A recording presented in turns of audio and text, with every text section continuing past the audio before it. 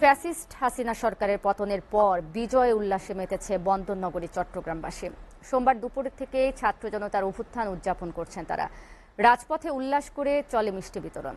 পাশাপাশি ছাত্র আন্দোলনের শহীদদের পরিবারের প্রতি সমবেদনা জানিয়ে হত্যাকারীদের দ্রুত বিচারের দাবি জানান তারা। এদিকে সোমবার সন্ধ্যার পর নগরীর 11টি থানা, সিটি মেয়রের বাসভবন, আওয়ামী লীগের বেশ কয়েকটি অফিস সহ বিভিন্ন স্থাপনায় হামলার ঘটনাও ঘটে। অমিত দাসের ক্যামেরায় সোহাগ কুমার বিশ্বাসের প্রতিবেদনে বিস্তারিত। এক নতুন সূর্য, এক নতুন অধ্যায়ের সূচনা, যেখানে নেই ফ্যাসিবাদের উল্লাস ধ্বনি, স্বৈরাচারের চোখ রাঙানি কিংবা কথায় কথায় রাজাকারের ট্যাগ লাগানোর হুঙ্কার। টানা 21 দিনের সংঘাতময় পরিস্থিতি শেষে সোমবার নতুন বিজয়ের মুখ দেখে বাংলাদেশ। স্বৈরাচার শেখ হাসিনার পতনের খবরে রাজপথে নেমে আসে আবাল বৃদ্ধা বনিতা। উল্লাস প্রকাশ করে চলে মিষ্টি বিতরণ ও আতশবাজির উৎসব। মুরাদপুর, 16 শহর, জিইসি, জামাল খান, কাজীর দেউরি, আগ্রাবাদ সহ নগরীর প্রতিটি মোড়ে মোড়ে ছিল মুক্তিকামী জনতার বিজয় উৎসব। নতুন স্বাধীনতা সংগ্রামে শহীদ সহস্রাধিক ছাত্র জনতার পরিবারের প্রতি সমবেদনা জানিয়ে ইতিহাসের ন্যাক্কারজনক এই হত্যাকাণ্ডে জড়িতদের বিচারের দাবি জানান মানুষ। আজকে আমাদের সেই স্বৈরাচারের পদত্যাগ হয়েছে। আমরা এতদিন যা চেয়েছি সেটা আজকে অনেক পূরণ হয়েছে। আজকে আমি অনেক খুশি।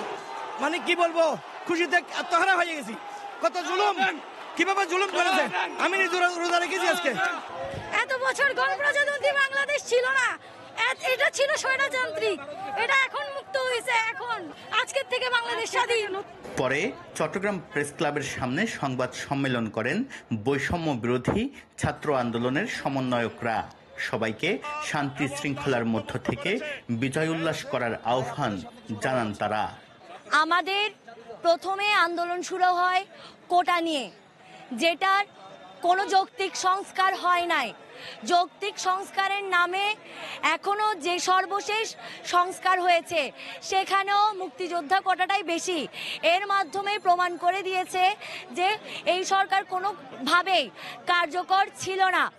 শুধু হাসিনা সরকারের পদত্যাগ নয়, ফ্যাসিবাদী ব্যবস্থার বিলুপ করে নতুন বাংলাদেশ ও রাজনৈতিক বন্দোবস্ত বিনির্মাণ করা হবে। চূড়ান্ত বিজয় ছাড়া কেউ রাজপথ ছাড়বেন না। তবে সোমবার সন্ধ্যার পর বিক্ষুব্ধ মানুষের পুঞ্জীভূত ক্ষোভের বহিঃপ্রকাশ ঘটে একাধিক থানাসহ বিভিন্ন সরকারি স্থাপনায় হামলার মধ্য দিয়ে।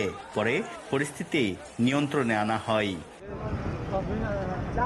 নতুন দিনে সবচেয়ে বড় চ্যালেঞ্জ সরকারি অফিস, আদালত, সিটি কর্পোরেশন, পৌরসভা ও ইউনিয়ন পরিষদ সহ সেবামূলক প্রতিষ্ঠানগুলো সক্রিয় করা। কারণ 16 বছরের শাসনামলে এসব প্রতিষ্ঠানকে নগ্ন দলীয়করণ করেছে পদত্যাগে বাধ্য হওয়া আওয়ামী লীগ সরকার। শেষ পর্যন্ত প্রধানমন্ত্রীর পদ থেকে ইস্তফা দিয়ে শেখ হাসিনা পালিয়ে গেলেও আওয়ামী লীগের অনেক নেতার অবস্থান নিয়ে সৃষ্টি হয়েছে রহস্য। সোহাগ কুমার বিশ্বাস, এসএটিভি, চট্টগ্রাম।